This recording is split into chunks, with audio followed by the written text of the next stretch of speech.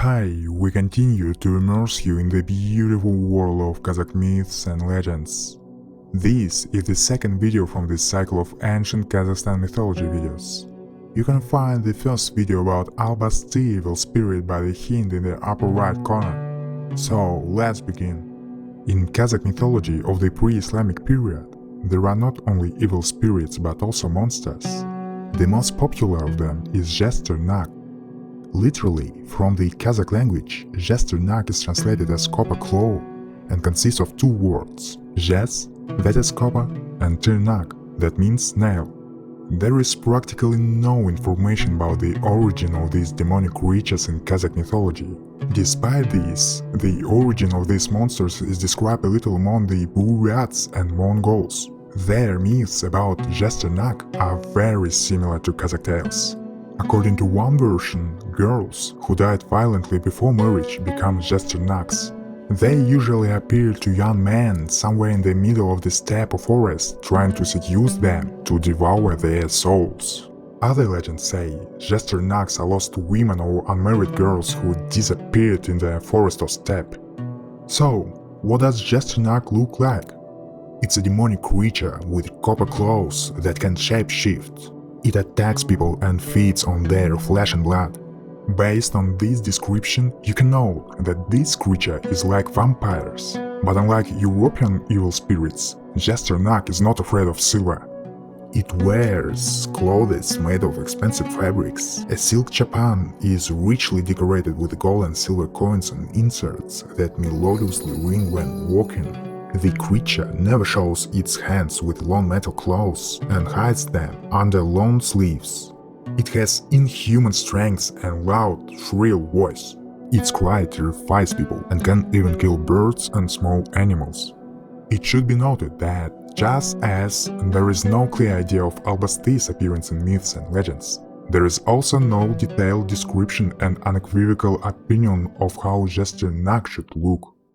Even in the last centuries, publishers of Kazakh tales paid attention to this. For example, Alexander Pavlovich Horoshkin, famous orientalist of the 19th century, noted, "People say that once mysterious creature lived in the White Mountains, and some claim that they live to this day. These creatures have the appearance of a man, all grown with wool and hair, and they are called Zheztyrnak, which means claw. And a lot of people say they look like women." Nikolai Petrovich Ostroumov, Russian orientalist, historian and ethnographer, also wrote, "It must be assumed that Zheztyrnaks had a close relationship with people in the distant past. The external appearance of these creatures indicates that they are close to humans. However, we have heard that Zheztyrnaks have a body of a man, a head of a dog, copper claws on their hands, and goat hooves on their feet. When Zheztyrnaks want to seduce a person, they take the form of a beautiful young woman whose copper claws are always ready and tingle when she walks." Devaev Albakir Akhmedjanovich, Russian and Soviet scientist, ethnographer, linguist, Turkologist, and folklorist, stated, "Kazakhs ranks Zheztyrnaks among animals that are very similar to humans and live mainly in large mountains. They have dark brown skin color and strong like steel copper nails on their fingers. Especially, a lot of them can be found in the high mountains on the road between Kokand and Kashgar. Zheztyrnaks dressed like people and are engaged in cattle breeding. Their cattle are also peculiar. They are like an ordinary dogs, but with a ram's head, horse hooves, and a camel's tail. When meeting a person, some Zheztyrnaks assume a gentle and humble look and make a gesture resembling a bow. Zheztyrnaks live in stone-lined pits that look like caves." This description is also confirmed by texts of Belichka, or in other words, folktale. Here is an excerpt from one of them, which tells how Tyulebai batyr and his friend get to the Zheztyrnaks while hunting. Tyulebai batyr and his friend began to look closely at them and noticed that these people are not particularly friendly. Right there, Tyulebai batyr saw caves lined with stone and very similar to Zheztyrnaks' dwellings. When Tyulebai batyr approached the caves and began to examine them, Zheztyrnak came out of one dwelling and affably invited Tyulebai batyr to get off his horse, enter the dwelling and drink tea. Still, Tyulebai batyr ignored this invitation and went on. After passing silently for some distance, Tyulebai batyr, looking around, told his companion that they should drive non-stop day and night until they get out of Zheztyrnaks country, since Zheztyrnaks are very hostile to humans. It is noteworthy that all these stories about Zheztyrnaks are almost like each other, despite the 1,000-mile distance separating one storyteller from another. True essence, the natural face of the demonic creature, is only revealed after a hero kills it with a shot. Here is how it is described in one of the tales. At this time, Tyulebai batyr fired in an ambush. A terrible scream was heard, and then everything was quiet. When morning came, Tyulebai batyr came south of his pit, examining in detail a corpse of the woman he was killed, and saw that it was not a woman, but a strange creature, with long 2 fingers thick, sharp as a knife claws. At this point, Tyulebai batyr didn't doubt that the corpse in front of him was Zheztyrnak. Summing up these stories, we know now that Zheztyrnaks live in desert places and mountain gorges, away from people. They live in groups or communities, they have their appearance, but when they see people, they shapeshift into a man or woman to avoid arousing suspicion and panic. They are similar in some cases to a man in everyday life. They have their dwellings like caves and their cattle. Moreover, they can have a short conversation with people. Also, according to folk demonology and Velichkas, Zheztyrnak have their own country and leaders. They live in families and have children. And if someone hurts or kills one of these Zheztyrnaks' family members, the remaining family members will take revenge of him or his children for the rest of their lives. Several tales tell how the two sides' descendants were enmity with each other. For example, in the Velichka Mamai batyr, it is said that Zheztyrnaks killed the grandfather, then the father of Mamai batyr. The grown-up batyr wanted revenge. He arrived in the country of Zheztyrnak, killed one of them, and took the clothes and axe. Then, upon arrival home, Mamai batyr told a shaman who didn't allow him to go to Zheztyrnaks about what happened. To which the shaman replied, "This Zheztyrnak was a family woman. You did the right thing by killing her, but you shouldn't have taken the axe." The husband of the murdered Zheztyrnak remained alive. He will look for this axe and will destroy your entire village while finding it. You shouldn't have taken the axe. He anyway will get you whether in 3 months or 3 years. Now you mustn't sleep, but watch all the time and wait for his arrival. He will destroy the whole village if you fall asleep for even an hour. Besides, his head can be cut off only with this axe, and everything else won't save you. There are also stories about a one-on-one meeting with Zheztyrnak, and despite the large distribution area and different recording times, the plot of the stories about Zheztyrnak is the same. Here are some excerpts from those stories. Zhaiyk and Edil tale. In a dense dark forest, Edil killed a kulan and in the evening skinned it to begin to fry it on a fire. After sunset, he saw a man running towards him from the forest, covered up from head to foot in a shag pen. The man ran up and sat by the fire. Edil cut off a piece of meat and handed it to the stranger. The man grabbed a piece of meat. Suddenly something clanged. "You will be through hell if you didn't give me meat," the man said and left. Driven by a sense of danger, Edil found a fallen log, laid it next to a bonfire and covered it with his coat. Then he loaded his gun and hid not far away. When the fire died out, the strange man jumped out of the darkness and, muttering something, rushed to the log. There was a clang again. Edil fired. Then the man threw the hands in the air and fell to the ground. When Edil approached to the dead man, he saw that all the nails on the fingers of the unknown creature were copper. The buttons on the clothes were gold and silver. It was Zheztyrnak. The hunter cut off Zheztyrnak's claws and put them in a bag. Edil stayed in the forest for 2 more days and killed 2 more Zheztyrnaks. After that, the hunter returned to the village. Zheztyrnaks, Peri and Mamai tale. Before leaving, Mamai shot wildfowl and decided to cook it. He made a fire and began to cook meat. Suddenly, his horse snorted and became worried. Something is wrong here, he thought, and decided to quick pack up for a return trip. As soon as the cooking was finished, suddenly leaves rustled, and he saw some creature moving directly toward him.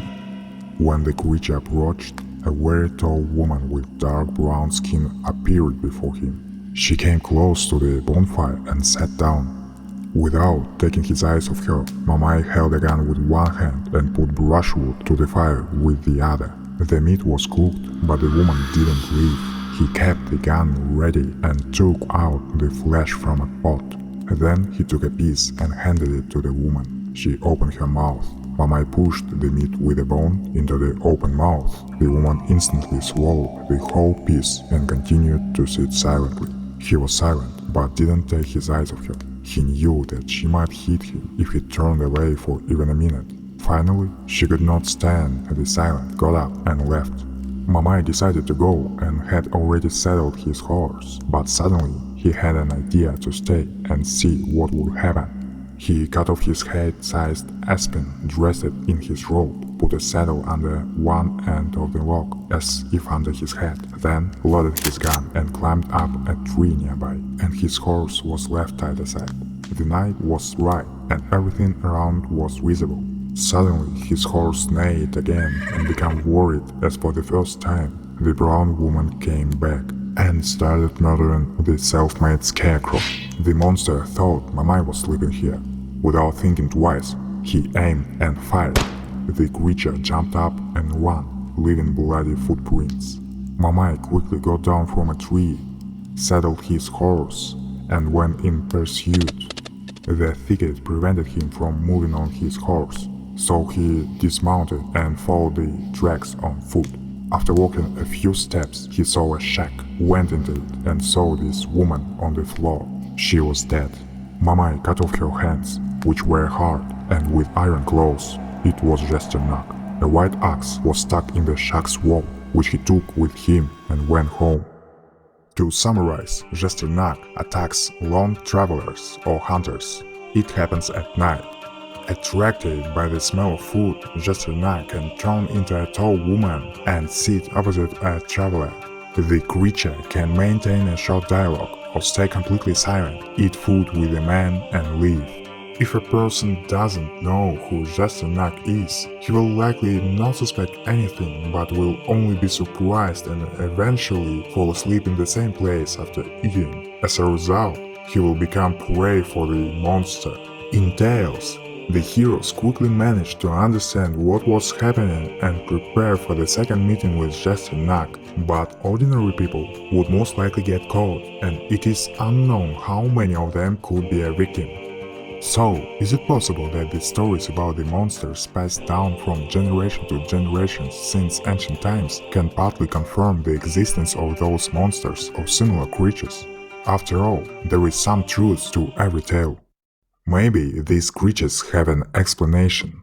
Zheztyrnak is not just an abstract spirit, but a particular enemy with distinguished features, such as the presence of copper, the tactic of sudden attacks, preferably on the sleepers, the weakness in confrontation, and the principle of vendetta or blood for blood, when there is inevitable retribution for the murder of a fellow.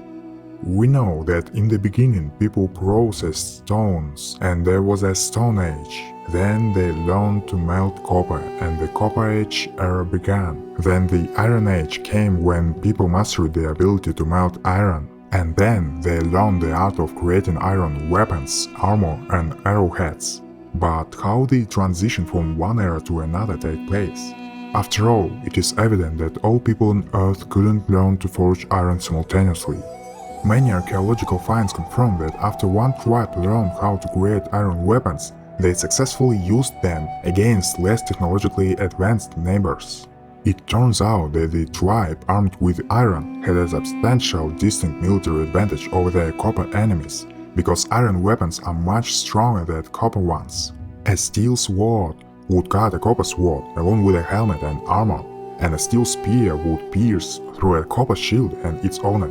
Finally, through legends, an outline of a tragedy of an entire people that occurred in the darkness of centuries become visible. The Iron people came to the Copper people territory with fire and sword.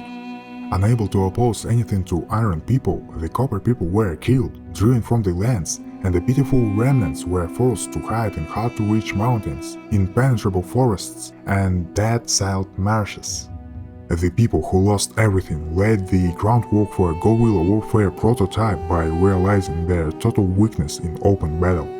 They started attacking sleeping people, lonely travelers, and everyone who couldn't be able to resist by settling a bloodbath with more blood. The Copper people would lure more travelers, hunters, and merchants to their camp, and there they cut in pieces the guests who trusted them with their copper daggers, violating the holy steppe law of hospitality. But can there be laws for outcasts who have no future left but to remain on the dustbin of history, crying out all their tears for their dead brethren? And now the image of the enemy terrorizing its oppressor for many centuries has been entrenched. The Copper people that have been driven into a corner lost everything and avenged each newly lost brother by cutting out entire settlements in the night. Thanks to cunning, they sneaked to the striking distance of copper weapons to kill their victims. Therefore, their copper blades were etched in Kazakh minds for years as the terrible weapon of the monster in the night, Zheztyrnak. To believe in the existence of monsters or historical theory is up to you, my dear viewer. Leave your opinion about Zheztyrnak in the comments. In conclusion, we want to say one thing. It doesn't matter whether such creatures exist, but it is dangerous for an unprepared person or group of people to stay overnight in a forest, mountains, and steppe, or climb into unmarked caves, pits, and lairs. Take care of yourself. This was the second episode in a cycle of videos about the myths and legends of ancient Kazakhstan. Don't forget to like and share this video. Thanks for watching. See you soon.